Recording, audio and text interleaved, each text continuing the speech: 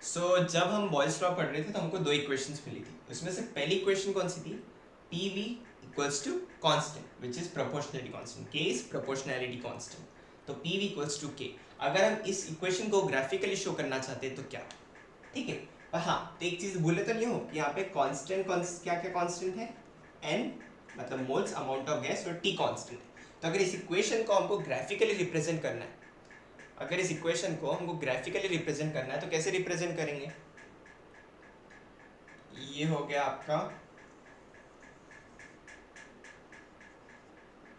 P और ये हो गया V। ठीक है। और ये जाएंगे आपके ग्राफ्स। ये हो गया आपका T1, ये हो गया T2, ये हो गया T3। और यहाँ पे क्या केस है? T1 is greater than T2 is greater then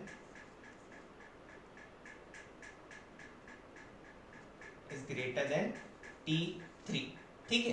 तो अगर इस इक्वेशन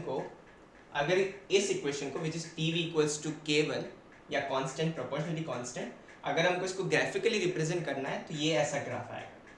P और V, P को x कोऑर्डिनेट दे दिया, V को x एक्सिस y एक्सिस दे दिया, सॉरी P को y एक्सिस दे दिया और V को x एक्सिस दे दिया। ठीक है। अगर हमको इस इक्वेशन को ग्राफिकली रिप्रेजेंट करना है तो कैसे कर्व्स जो आते हैं वो ऐसे आएंगे। ठीक है। इससे एक चीज समझ रहे हो क्या? जब हमको इसको उल्टा करेंगे तो हमको क्या पता था कि P is inversely proportional to V। अगर इसको हम उल्टा कर देंगे, वापस इसको सिंप्लीफाई किया था, अगर इसको सिंप्लीफाई करते तो हमको मिलता है PV इक्वल्स टू कांस्टेंट। तो अगर इसको, ये ओरिजिनल जो चीज़ हमको पता है रिलेशनशिप, तो P is inversely proportional to V। अगर इस ग्राफ को रीड करोगे तो कैसा आएगा? यहाँ पे P ज़्यादा है, समझ रहे हो? अगर इसको ट्रेस करोगे तो यहाँ V कम आएगा। मतलब if P is more V will be less. ठीक है।